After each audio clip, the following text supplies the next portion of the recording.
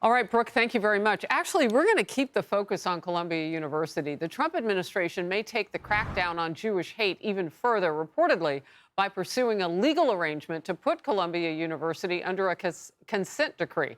That would put a federal judge in charge of ensuring the school complies with federal law. Now, if they put that in place and the judge says Columbia has failed, the university could be held in contempt of court as well as face fines and time behind bars for somebody.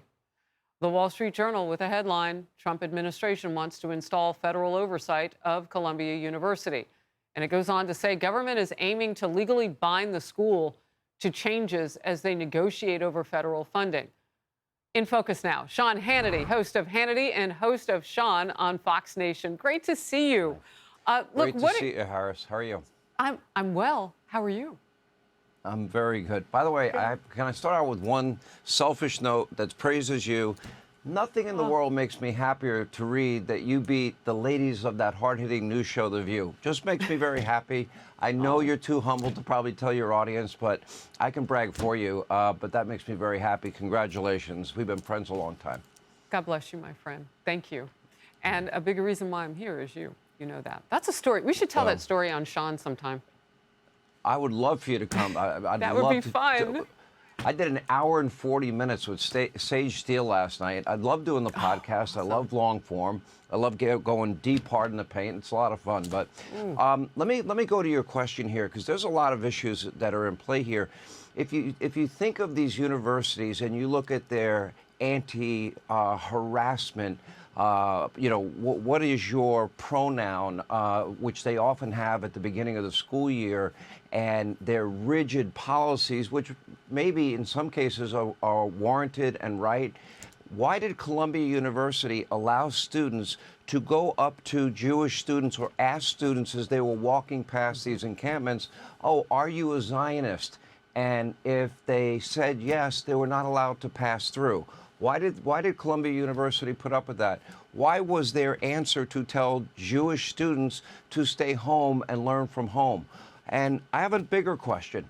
Why does one American taxpayer dollar, why does 1 cent go to a university, first with all the endowment money that they have, with these discriminatory policies? Because we've got to remember, Hamas is a designated terrorist organization.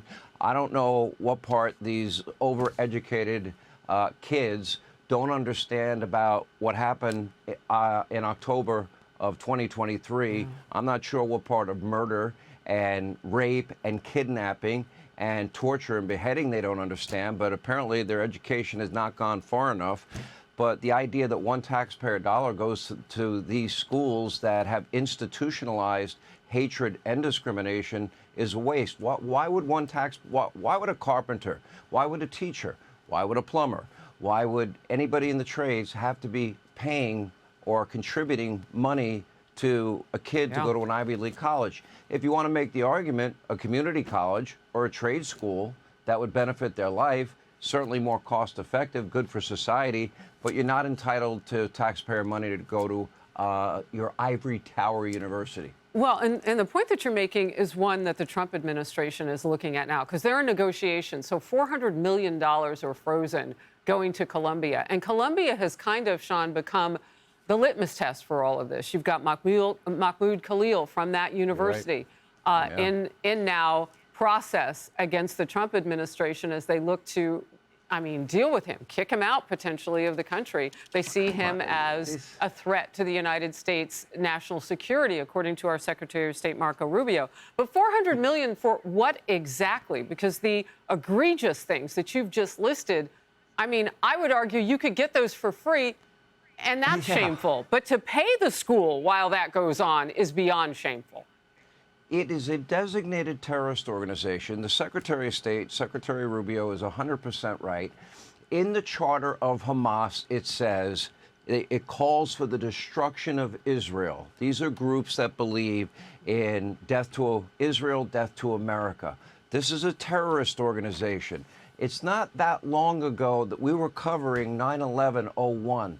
And that radicalism still exists, and it is now reared its ugly head on college campuses. all around the country, and especially in these Ivy League institutions, and they're trying to ask the taxpayers to pay for it. I think you got to draw a line in the sand and say enough's enough. But it also does say something about the Democratic Party, and that is they are the party now that supports radicalism. They are fighting, for example, we have the SAVE Act. You know, why would you not want some type of standard in terms of voter ID, signature verification, chain of custody controls? Why don't we want integrity in our voting system? It's a great question. Partisan observers watching the voting all day, the vote counting all night, updated voter rolls. These are simple, basic, fundamental things.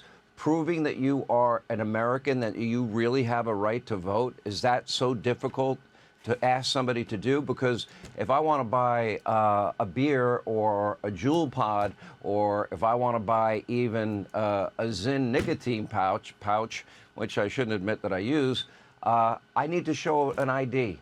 And that's right. You need to show it. So the whole thing is ridiculous to me. All right, I want to get two things in. One, and you mentioned this, and it's so true, Democrats are wearing some of the responsibility on this, maybe all of it, because they're silent.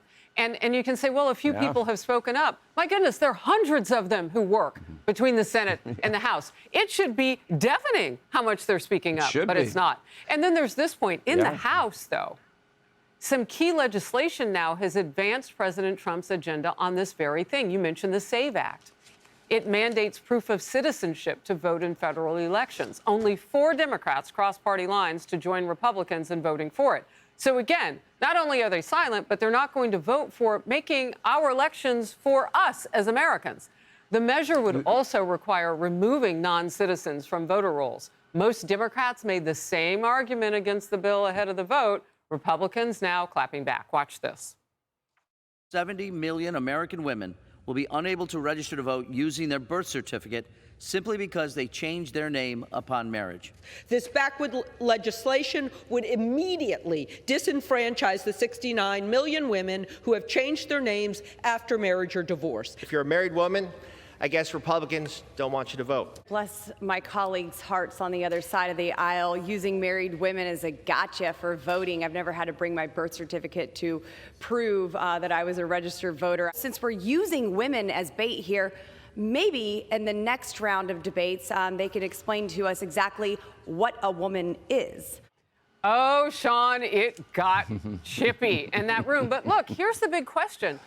Why them, poor Anderson Cooper. I know. Yeah. Oh, I know. Oh, that was a moment when he didn't even know he was misgendering somebody and got called out. Look, the big question to me is this. Why isn't it only Americans voting in American elections? And who doesn't want that? It runs deeper, though. And you're hitting on really significant issues today, but there are more.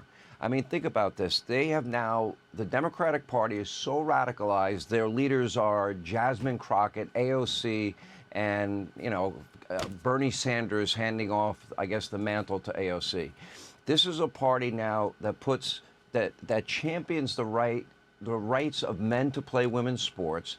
They put the rights of illegal immigrants and even their right to vote without voter ID, or the rights of Tren de Aragua members, as Jamie Raskin wants to bring them back from El Salvador, over the safety of the American people, a party that screams bloody murder if you find $150 billion in waste, fraud, abuse, and corruption. But it's even worse than that. Go back to the president's joint speech before Congress. I mean, you didn't have a single Democrat stand for the First Lady. Okay, they didn't stand for the president. But you can't stand for mothers whose children were murdered by unvetted illegal immigrants. You can't stand for a young man who survived cancer against all odds and became a Secret Service member that night, and he's 12 years old. You can't stand for the mother of a hero slain soldier who got killed in the line of duty, or a young man that lost his father and got a commission at West Point, and that your only resistance is holding up a paddle at, you know, acting like you're in a bingo hall. That is the Democratic Party today. Now, that's great if you're a conservative. That's great if you support President Trump. But I don't think that's going to move the needle. And their chanting and radicalism, like we see on display every weekend, I don't think it's going to It is a lot. I don't think many people will embrace it. Yeah. In a country where we are divided, we do want people to have, though, a sense that there are not only heart donors in the room. And that's what that night felt like a lot of the time. Sean Hannity, it's been great to have you. Thank you so very much for being in Focus. I love being on your show. Congrats on all your success again. Thank you. That's right. Harris beats that hard-hitting news show, The View. And I couldn't be happier. Thank you, Sean. Take care. Hey, everyone. I'm Emily Campagno. Catch me and my co-hosts Harris Faulkner and Kaylee McEnany on Outnumbered every weekday at 12 p.m. Eastern, or set your DVR. Also, don't forget to subscribe to the Fox News YouTube page for daily highlights.